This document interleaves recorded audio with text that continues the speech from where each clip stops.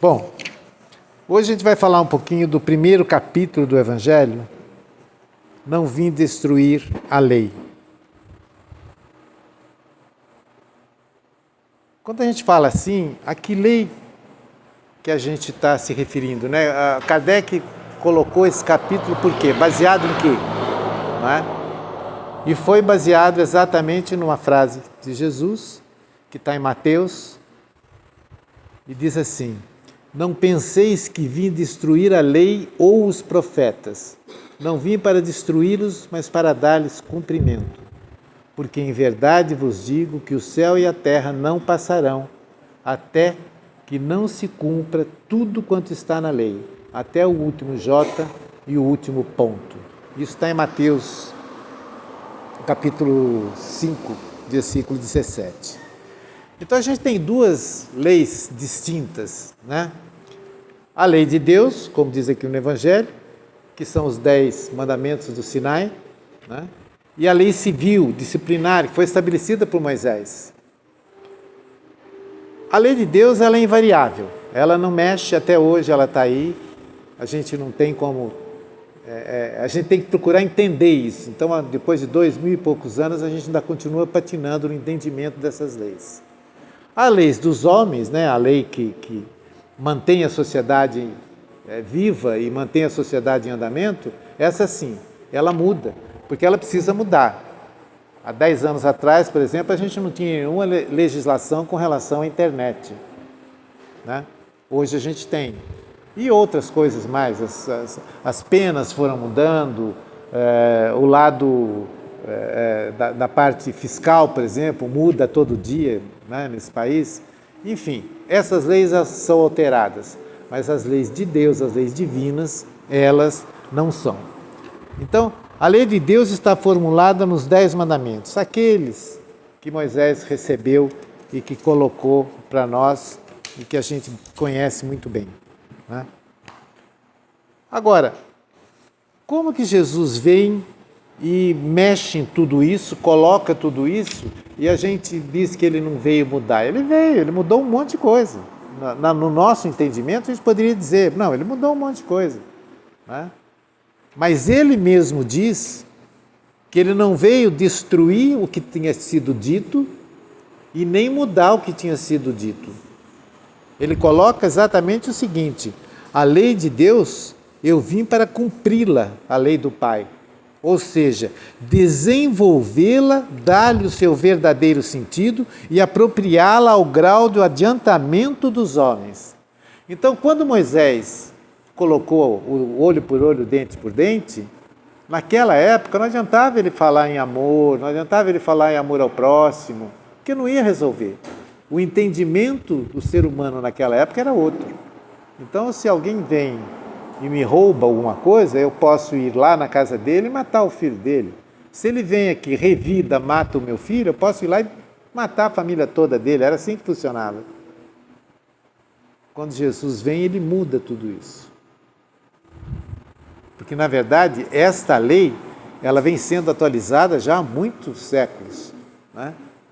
Então, Jesus não mudou, ele desenvolveu e deu um verdadeiro sentido para que a gente pudesse conviver com isso. Porque, por exemplo, quando, em algumas passagens de Jesus, isso fica muito claro, mas quando vem aquela moça que foi pega em adultério, e que eles trazem ela arrastando e jogam na frente de Jesus, e pergunta, né, o que deveria ser feito, a lei manda apedrejá-la. E Jesus ali dá vários recados, várias lições, né? Entre elas, quando o evangelista conta que Jesus estava rabiscando no chão, né?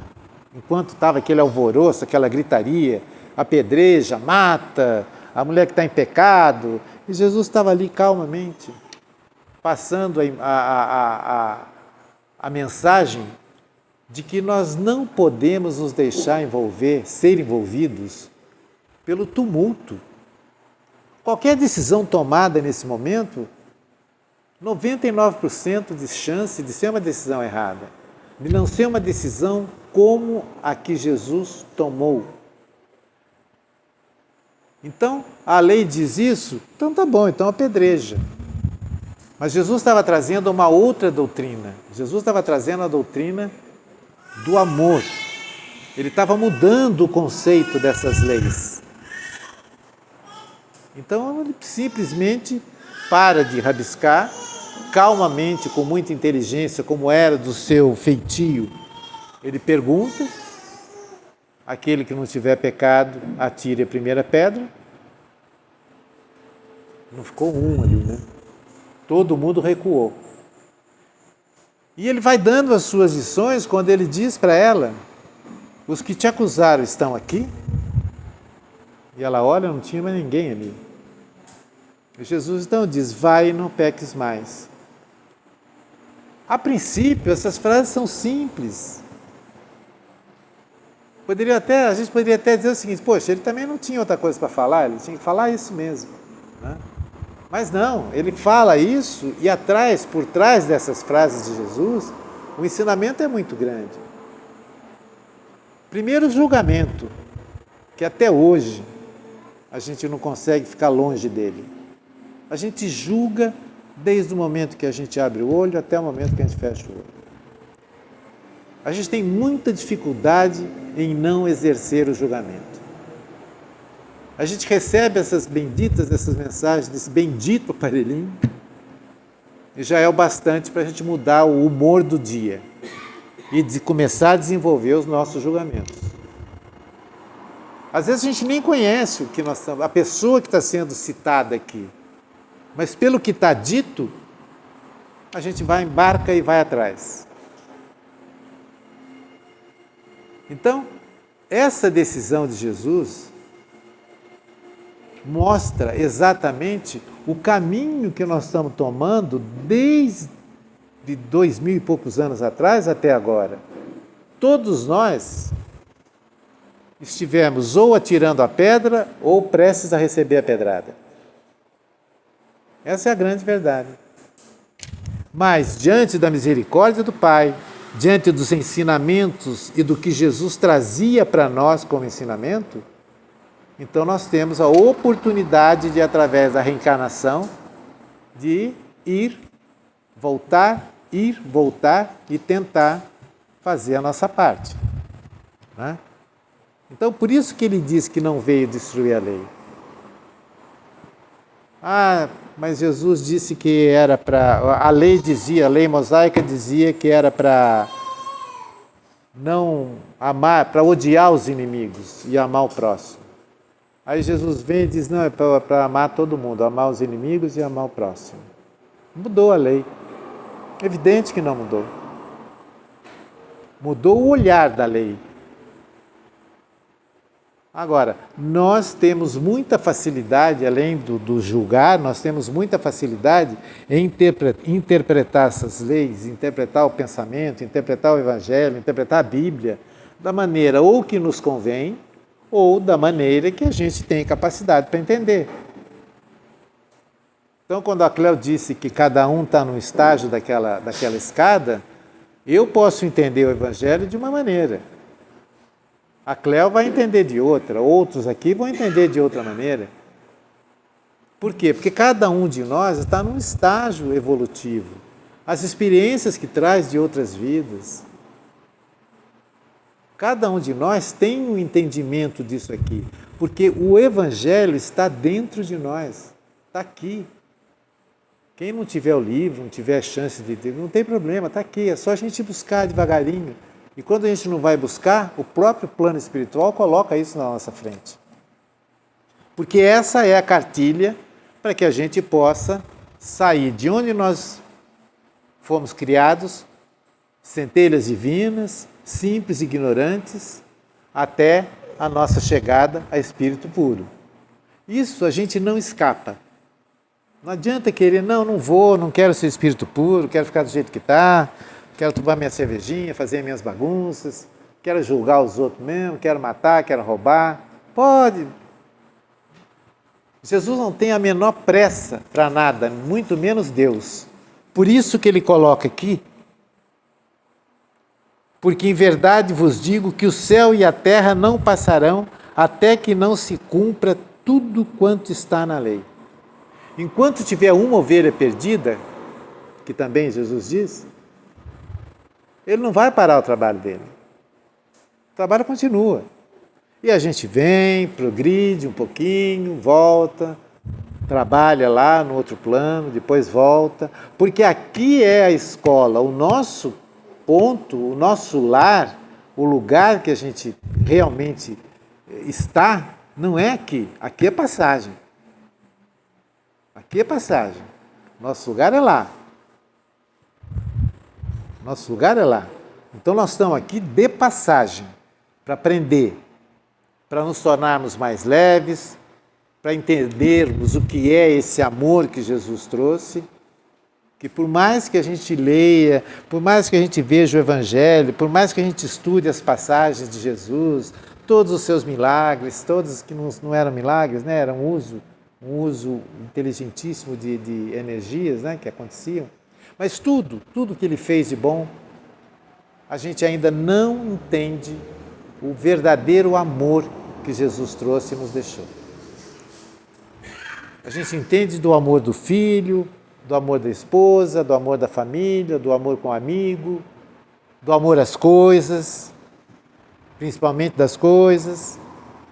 Mas esse amor que Jesus trouxe, esse é mais difícil da gente entender. Então, por isso que ele não veio destruir lei nenhuma. Todos os profetas que vieram prepararam o terreno para a vinda de Jesus. Todos, e não foram poucos. Depois, alguns outros estiveram aqui. E hoje ainda existem alguns aqui que insistem, e ainda bem que insistem, para que a gente possa entender cada vez mais esse Evangelho. Então, antes de Jesus, nós tivemos aquele monte de gente que a gente encontra no Velho Testamento, né? Elias, aquela pleiade de trabalhadores de Jesus que já estavam aqui antes de Jesus vir, que viveram 300, 400 anos antes de Jesus, da vinda de Jesus. E depois também. O último que a gente pode dizer que passou por aqui foi o próprio Chico, que deixou um trabalho que clareia demais o nosso entendimento do Evangelho, através de Emmanuel. Então a gente tem por onde fazer um entendimento mais próximo da verdade, mais próximo do que realmente Jesus quis dizer. Mas a gente tem dificuldade, porque a gente é muito apegado às coisas materiais. E enquanto a gente tiver essa preocupação, as coisas ficam mais difíceis. Porque Jesus fazia, de certa forma, a coisa ser muito simples. Quando foram perguntar para ele o que fazia com o negócio do imposto, ele foi claro. O que diz na moeda? A um lado tem o imperador, do outro lado. Então, dê a César o que é de César e a Deus o que é de Deus. Nós temos que aprender a viver no lugar que nós estamos. E aqui nós temos compromissos sociais, compromissos fiscais. A gente quer andar numa rua asfaltada, a gente quer ter uma casa bem construída, a gente quer ter serviço de saúde, a gente quer ter isso, quer ter aquilo, mas não quer pagar imposto. Ah, mas aí é um outro problema. Aí é um outro problema que não nos compete. Eu sei que é difícil. Eu estou falando aqui porque essa é a regra, mas não que eu siga. Né? Porque somos humanos, por isso nós estamos aqui, para aprender a conviver, inclusive, com essas coisas. E nós temos que conviver com essas coisas. Mas conviver com justiça, o mais próximo da verdade, entender o porquê disso. Agora, o que os outros fazem, assim como os outros, também não tem nada a ver com aquilo que a gente faz. Mas a gente sempre tem um pezinho para a crítica alheia, né? Mas quando a coisa vem para cima da gente, a gente não aceita. Então, não vim destruir a lei, não vim mesmo. Eu vim dar entendimento, eu vim acrescentar, eu vim fazer com que todos entendam E outra, através das parábolas, através dos exemplos, através de tudo, que isso perdurasse o tempo que está perdurando e muito mais para frente. Afinal das contas, tudo isso que a gente lê aqui, todas essas passagens, tem mais de 2000 anos. Mais de 2000 anos. E a gente ainda patina. Ainda patina. Então, esse primeiro capítulo, os 4 primeiros capítulos, inclusive, do Evangelho, eles são capítulos que nos dão o entendimento. O Kardec prepara com muita competência, né? Era um pedagogo, então, mas ele prepara para o que vem depois, né? Ele nos prepara, fala aqui direitinho, antes a introdução é maravilhosa, para se alguém não leu, ainda pode ler, porque vale a pena. Mas quando a gente pega aqui a divisão do Evangelho,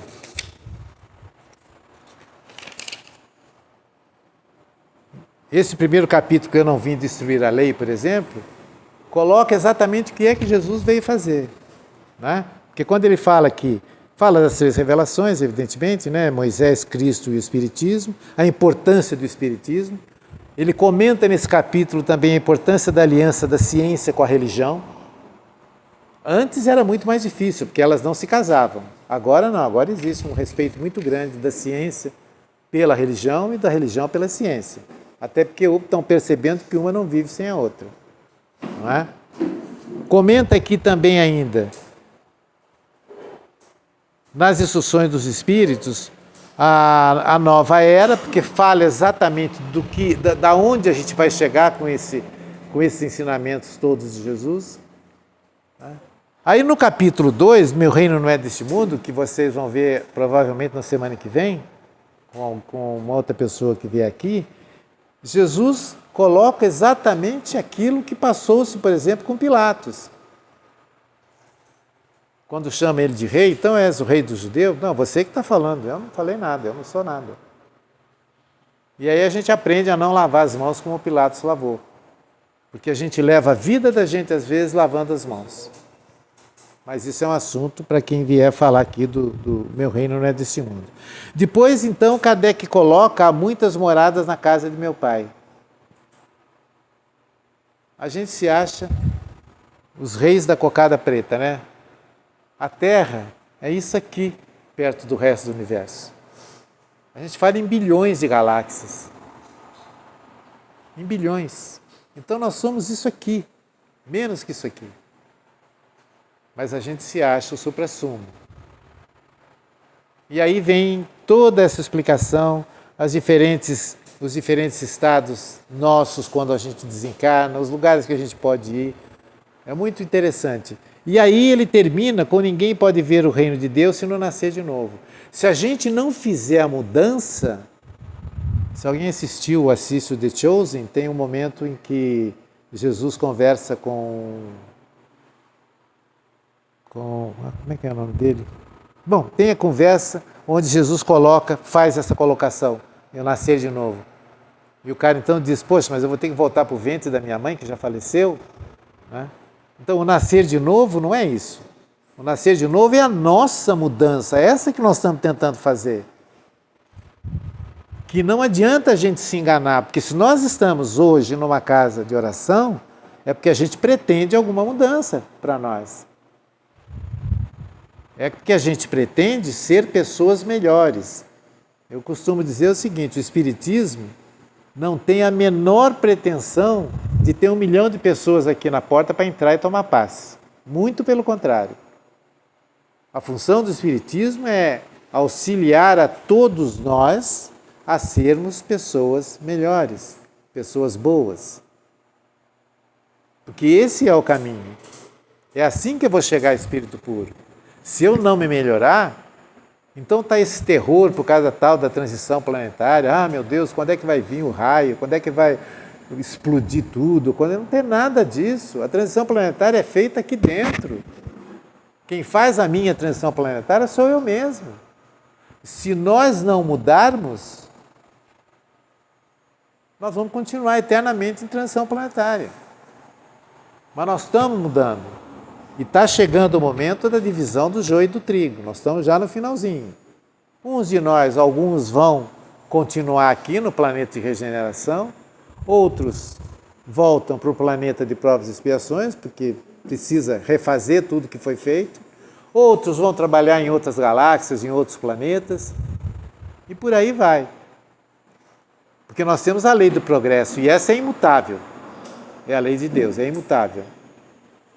Então nós temos essa lei também. Então tudo depende da gente. Então quando Kardec prepara o caminho nesses primeiros 4 capítulos, para a gente se situar, então eu me situei no planeta, me situei com relação a Deus, me situei com relação à minha capacidade de progresso. Então agora o que é que vem? Aí vem as aflições. Aí vem o capítulo 5 com todas as aflições possíveis e imagináveis que a gente passa. Mas depois tem o capítulo 6 que traz o Consolador. E por aí vai. Né? Então, Jesus não veio destruir nada, muito pelo contrário, veio trazer todo o conhecimento que evidentemente ele já tinha, mas tentar clarear na nossa cabecinha, na nossa mente, que sem o amor ao próximo, o amor desinteressado, o amor respeitoso, o amor ético, vai ser difícil a gente fazer qualquer mudança. Vai ser difícil. Porque o Jesus que a gente conhece, cada um tem uma passagem preferida de Jesus. Né? Mas o que a gente conhece, ele é muito claro com relação às suas atitudes. Muito. E a responsabilidade toda é nossa. De crescimento, de mudança, de entender essas leis, de compreender, de trazer essas leis para os dias de hoje. A responsabilidade é nossa. Até porque, se a gente pegar todos os milagres de Jesus, cegos, paralíticos, ressuscitou, não ressuscitou, curou. Depois, o que aconteceu com todos esses nossos irmãos? Morreram, desencarnaram. Então, tudo isso foi para nos mostrar que a responsabilidade é nossa. De mudança, de melhoria. Então, o Jesus, por exemplo, que foi apresentado para mim, foi o Jesus da passagem com a prostituta. Quando ele está caminhando em Jerusalém, passa na frente de uma residência e a prostituta imediatamente se apaixona por Jesus. E fala para ele, Senhor, vamos entrar. Jesus, não, obrigado. Não, mas vamos, só está caminhando aí, está cansado. Tinha ido para lá 150 quilômetros a pé, de 15 em 15 dias, de 20 em 20 dias, Jesus fazia isso. Nazaré, Jerusalém, Jerusalém, Nazaré. Vamos entrar, tem aqui óleo, massagem. Não, o senhor descansa os pés, descansa o corpo. E Jesus, não, quem sabe um outro dia. E ela insiste, e diz para Jesus, e se desculpa com Jesus, dizendo que ele perdoasse, mas que ela... O olhar de Jesus foi que prendeu ela daquele jeito. Então ela diz, eu estou me comportando assim por te amar. E coloca claramente para Jesus. Jesus diz, não, quem sabe um outro dia e tal, e vai embora. Já no final dos trabalhos de Jesus, uma outra senhora vem e fala, mestre, o senhor podia dar um pulinho ali? Tinha o Vale dos Doentes, né? O pessoal que... leproso, todo mundo. Tem uma moça ali, uma mulher ali, que está precisando de ajuda, ela está quase desencarnando e tal. E Jesus vai, chega lá e encontra uma mulher já corroída pela lepra, mal cheirosa, mal vestida, toda estapeada, horrorosa. E Jesus coloca a mão na cabeça dela e ela olha para Jesus e diz, puxa vida, agora que o Senhor veio, agora que eu não tenho nada para oferecer, e Jesus retribui com as mesmas palavras. Agora eu estou aqui por te amar. Então Jesus nunca perguntou para ninguém que time torcia, de que partido era, qual era a religião. A gente, quando pergunta aqui se tem alguém novo, é exatamente para que a gente possa esclarecer algumas dúvidas que as pessoas podem ter. Mas não é tarefa nossa ficar convertendo as pessoas ao Espiritismo. O Espiritismo é mais um modo de vida do que propriamente uma religião. Então, quando a gente pega, por exemplo, o André Luiz, ele faz algumas colocações muito interessantes com relação ao Espiritismo. E ele coloca o seguinte, que Jesus nos convida a sair do atoleiro da inferioridade para a terra firme da renovação interior. Então, quem faz aqui o curso de aprendiz sabe bem do que a gente está falando. É a famosa reforma íntima que a gente fala. É aprofundar um pouquinho mais nos estudos e procurar entender os estudos sem o olhar dirigido. Aí a gente vai para a fé raciocinada. E Kardec trabalha muito isso. Então ele coloca aqui que essa renovação trata para que a gente deixe o orgulho e caminhe para a humildade, para que a gente deixe a ambição e procure o equilíbrio, que a gente deixe o ressentimento e procure o perdão, que a gente abandone a indiferença e tenha um olhar para a fraternidade, que a gente saia das aflições para poder ter calma. E traz uma série de outras colocações. Não é fácil seguir o caminho da ascensão espiritual, que é o que a gente está fazendo, está tentando. Mas o Evangelho de Jesus é o roteiro certo para a transformação íntima, convidando-te a sair da ilusão do mal para a realidade do bem. Então, é evidente que ninguém veio destruir lei nenhuma. Quando a gente lê o Evangelho, lê as explicações, e quando a gente vê todas as leituras que são fartas hoje em dia, a gente abre os livros, procura na internet, se encontra tudo, de todas as religiões, dá até para se fazer um comparativo. Né? Então a gente percebe a transparência da doutrina espírita, porque ela não te proíbe nada, não te obriga a nada, não te pede nada, não é esse.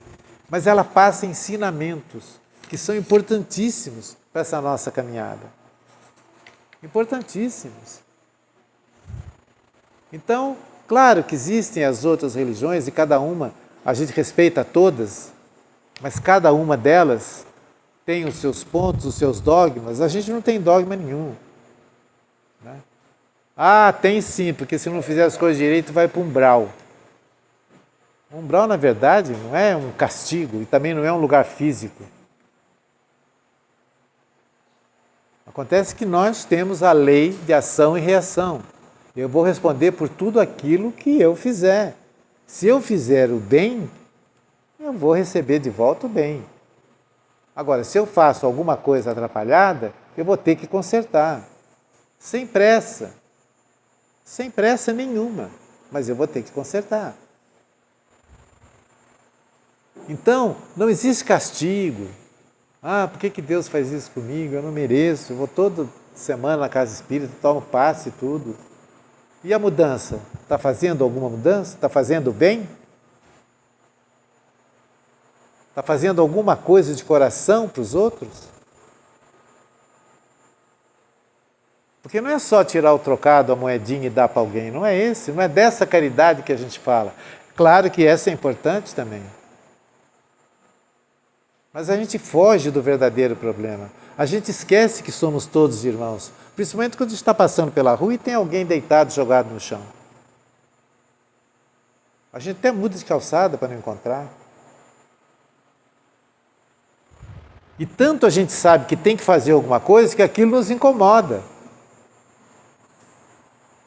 Eu sei que eu precisava fazer alguma coisa. Faz uma oração, pelo menos. Uma vibração boa. Então a gente evita determinados problemas porque a gente não quer se envolver, porque a gente está pensando só no nosso umbigo, porque a gente fica alimentando orgulho, vaidade e egoísmo. E aí para consertar isso é difícil demais. Vão anos, séculos e séculos, que é o que nós estamos fazendo, nós melhoramos muito, muito. Porque provavelmente há 1, 2 ou 3 encarnações atrás, a gente nem imaginava passar numa casa de oração. Talvez. Ou passamos e nos utilizamos das religiões como se utilizavam há muitos séculos atrás. Que as religiões eram um meio de defesa para que se fizesse tudo errado. Então, as guerras mais sangrentas que nós tivemos em toda a história da humanidade vieram da onde? Se utilizava sempre as religiões para que a gente pudesse ter aquilo que a gente queria. E até hoje é assim. Até hoje é assim. O Oriente Médio vive até hoje com problemas religiosos de 2000 anos atrás. Então se apoia na religião. E o Espiritismo não é mais santo que os outros, não. Tem muita gente no Espiritismo que se utiliza também da doutrina para outros tipos de benefício. Então não é só o evangélico, o católico, não. A gente precisa ter isso bem em mente. Ah, vou ser espírita, porque agora sim, agora sou espírita, estou garantido. Não, não está garantido, não. Muito pelo contrário. Muito pelo contrário. A mudança é nós que fazemos a partir do momento que a gente entende essas leis, que a gente procura se melhorar, procura ser um pouquinho mais atencioso com relação aos nossos estudos, com relação ao nosso entendimento.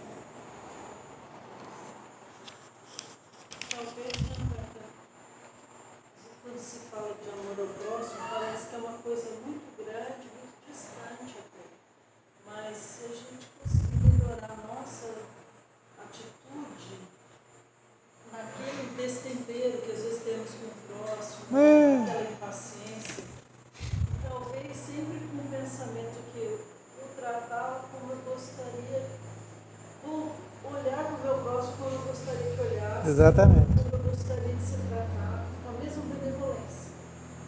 Na hora de julgar, por exemplo, te julga tão rápido, mas será que na hora assim, nós não gostaríamos que na hora que nos julgasse não pensasse, puxa, está cheio de problema, também não conseguiu, ainda está no processo, está ali. Às vezes não agimos assim, né? Esquecemos que nós também gostaríamos de ser tratados com benevolência. Esse egoísmo a gente traz com a gente e a gente tem muita dificuldade com isso. Né? Porque quando você começa a se vigiar, puxa, eu preciso mudar um pouco, eu preciso ter um olhar mais amoroso, né? Mais calmo. Mas é difícil. A gente às vezes se destempera mesmo. E se destempera às vezes não, a maioria das vezes, na nossa principal oficina, que é a nossa família. Né?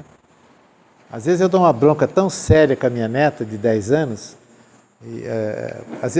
agora está em férias, né? Mas normalmente a palestra termina 8h30, 9h, às vezes é aula, então vai até 9h e pouco, então eu chego em casa por volta de 10 horas. Se ela está acordada, eu dou uma dura nela, porque no dia seguinte ela tem que acordar cedo. E várias vezes ela vira e diz para mim, vovô, nem parece que você veio de uma casa espírita. Né? Ela faz evangelização, então ela tem. Eu ainda falo com ela, para de usar o que você está aprendendo para isso. Não seja tão esperto assim. Né? Mas a gente se toca, você diz, puxa vida, você vai lá, fala tudo isso que a gente fala, chega em casa, pumba, recai, né? Porque nós somos assim, a gente não gosta de ser contrariado, a gente não gosta de ser, tudo tem que ser do jeito da gente. A gente tem mania de querer mandar, de querer... É muito difícil isso, né? Essa convivência. Então essa condição de fazer para o outro o que a gente quer que faça para a gente é muito difícil. Agora, a doutrina espírita, como todas as outras doutrinas, aí eu falo como cristão, Não é só o Espiritismo que ensina isso, o catolicismo ensina isso, qualquer igreja evangélica ensina isso também, né? Eu faço questão de não ficar trazendo louros para a doutrina espírita, senão vai dizer, poxa, só dá espírito. Não, muito pelo contrário.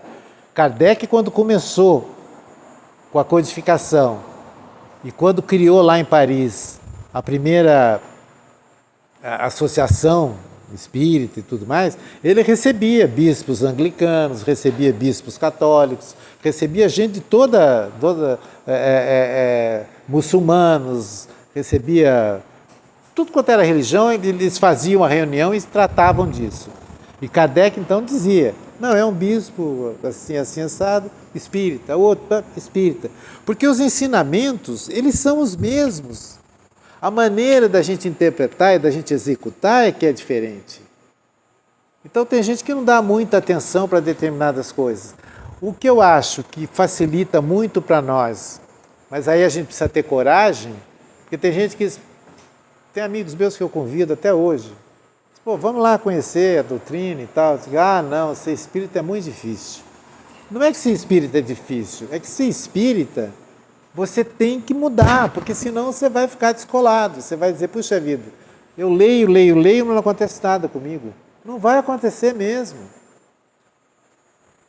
Agora, aqui não tem milagre desses milagres que a gente ouve, que as pessoas procuram, né? Mas tem o consolo. A doutrina espírita não tira a dor de ninguém. A mesma dor que eu tenho se eu perder um filho, cada um de nós vai ter, o rico vai ter, o milionário vai ter, o branco, o preto, o amarelo, o judeu, o católico, o budista, todo mundo vai ter a mesma dor. Mas nós temos o consolo, porque eu entendo. Então eu passo a olhar para os meus filhos pequenos, para a minha neta pequena, não como uma criança que veio e está lá torrando a minha paciência, mas como um espírito que reencarnou com alguma responsabilidade sob a minha responsabilidade. Porque por que a gente está vendo tudo isso acontecendo aí? Né? E todo mundo, puxa, que mundo, o mundo está perdido, não sei o quê. Não, o mundo não está perdido. Nós estamos chegando num ponto onde todas as oportunidades foram dadas para todos os espíritos que se dispuseram a querer essa oportunidade. Existe um planejamento reencarnatório. Só que agora chegou num ponto como chegou Capela lá atrás. Então vai todo mundo. Vamos ver quem é que se salva, quem é que consegue fazer alguma mudança ou alguma melhora. Então esses meninos que hoje com 2 anos, 3 anos, tocam música clássica, jogam futebol como ninguém, ganham uma partida de xadrez do melhor enxadrista do mundo, aquele que pega o celular da gente, quando você vê com 2 anos, está lá no YouTube olhando as coisas. Então, intelectualmente, essas crianças são perfeitíssimas e são muito mais evoluídas do que nós. Mas moralmente depende muito da gente. Porque não adianta essa evolução. Senão vai fazer o que já fizeram na época da bomba atômica. Vai soltar a bomba de novo, Hiroshima e Nagasaki. Então, esse trabalho de melhoria moral é que nós temos que fazer. É por isso que em qualquer igreja que a gente vá, geralmente domingo de manhã, está cheio de criança fazendo evangelização infantil. Aqui também. Qualquer casa espírita tem evangelização infantil. Qualquer casa católica tem evangelização infantil, grupo de jovens. Por quê? Porque todo mundo sente essa necessidade. Eu trabalho muito com escola de pais e é impressionante o número de pais, e quando eu digo pais, porque há muito tempo atrás, geralmente só a mãe que participava, né? A mãe vai em tudo quanto é lugar. Agora não, você vai numa escola de pais, às vezes numa casa qualquer, que a gente vai lá para fazer uma palestra, para conversar com as pessoas. Eu participo como pai, como avô, né? Avô-pai, de quando minha neta faz a evangelização. Eu fico impressionado com o número de pais, de homens pais, abrindo o coração com as dúvidas, com as dificuldades que tem no relacionamento com os meninos. Até porque a porcentagem de jovens de 14 a 17 anos que se suicidam é absurda. E a tendência é um aumento nos próximos 10 ou 15 anos, não me lembro, de um aumento de quase 15%. Por quê? São espíritos que chegam e não conseguem se colocar dentro desse planeta, dentro daquela família, eles não conseguem isso. E a gente, como pai, como mãe, como avô, como avó, como educador, professor, a gente tem muita dificuldade também com isso. E aí um transfere para o outro. Então o professor transfere para o pai a falta de educação do filho, o pai transfere para a mãe, que ele tem que trabalhar, e a mãe que ficou em casa. Eu participo muito de encontros com relação à dependência química. O meu filho mais novo é dependente químico, então isso me levou para viver esse mundo e tentar fazer alguma coisa. E é impressionante, porque quase 90% dos problemas, a dependência química realmente é um negócio difícil, as famílias se desfazem. Não é tanto as famílias se desfazem.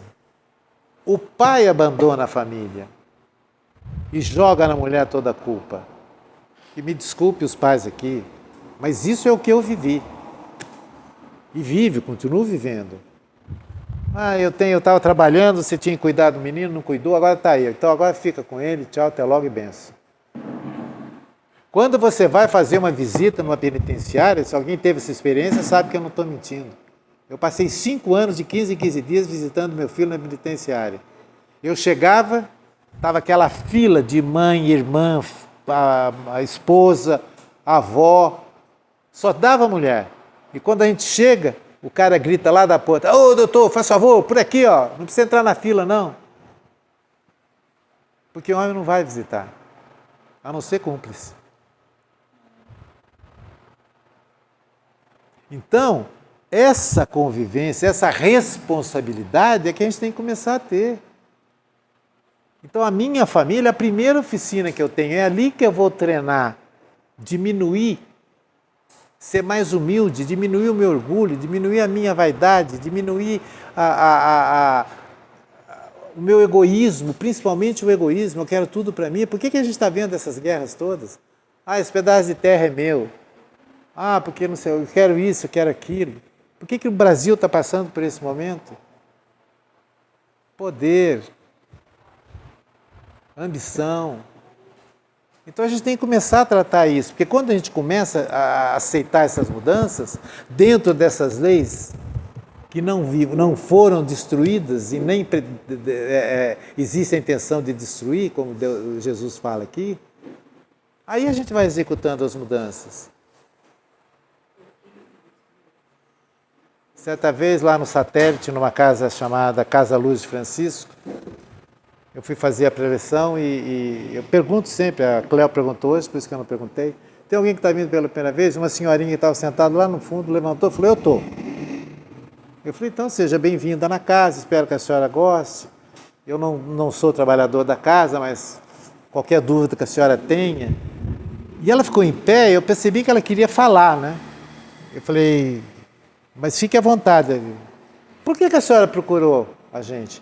Não, vou contar a minha história. Eu procurei porque eu já procurei tudo quanto foi religião.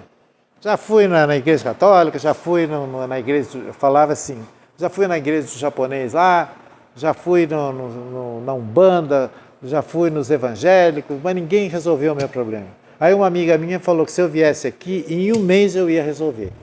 Eu falei: qual é o seu problema? O meu marido bebe. Meu marido bebe, agora está difícil porque ele bebe muito, ele vende as coisas de casa, está começando a usar droga, eu não estou aguentando, e bate nas crianças, e bate em mim, mas eu estou com fé de que em 1 mês ele vai parar de beber. Eu não podia deixar que aquela mulher continuasse ali com essa ilusão. E eu falei para ela, minha senhora, é muito bom ter a senhora aqui, conte com o nosso apoio, conte com a nossa amorosidade, mas vou dizer uma coisa para a senhora: com certeza em 1 mês o seu marido não vai parar de beber. Mas a senhora vai entender por que é que a senhora está passando por isso. E quando eu fui continuar a falar, ela pegou a bolsinha dela e falou: que decepção, mais um lugar que é só história, só história. Levantou, saiu e foi embora. A gente não faz milagres. Ninguém vai sair daqui, amanhã vai estar com uma casa comprada em Caraguá, vai trocar de carro. Não. Mas quando você faz essas mudanças e começa a ser mais justo, mais amoroso, mais humilde, menos orgulhoso, menos vaidoso, quando você começa a colocar o seu olhar na comunidade com mais amor, você fica mais equilibrado. E aí você toma decisões mais equilibradas. E essas decisões, sejam elas profissionais, sejam elas familiares, amorosas, não importa, vão ser decisões que vão trazer mais frutos para todos nós. Então essa é a grande verdade. Agora, cada um aborda da maneira que acha melhor abordar, né? Então nós não somos... A doutrina espírita não é melhor do que nenhuma outra. Eu só acho ela mais transparente, mas ela traz muita responsabilidade. Agora, não, aí a gente descobre por que está sendo castigado. Não está sendo castigado. Não está sendo. Dom Pedro II foi o cara que jogou aquela flecha em Jesus. Na época era um soldado romano de nome Longinos, que disse para Jesus: já que você é o bonzão, o rei da boca, né? Por que você não se salva? E pega a flecha, a lança, e é o ato, né? Depois reencarnou como Dom Pedro II, fez aquele trabalho maravilhoso, que agora está sendo reconhecido, porque amargou também. A gente volta para poder consertar aquilo que a gente fez de errado. Então, gente, só para a gente encerrar, Jesus não veio destruir lei nenhuma. Ele veio explicar e explicou através de exemplos. Cada passagem de Jesus, cada parábola, cada ensinamento de Jesus, se a gente for reparar, traz uma dose muito grande de amor ao próximo, de respeito, de ética. Jesus nunca julgou ninguém, Jesus nunca perguntou nada para ninguém, ele só fez. E dizia: vai e não repete. Mas a gente insiste em repetir. Gente, muito obrigado. Mais uma vez, um bom Natal para todos. Que Deus abençoe as nossas famílias, as nossas festas de final de ano. Que a gente possa refletir bastante no sentido de mudar um pouquinho o nosso comportamento.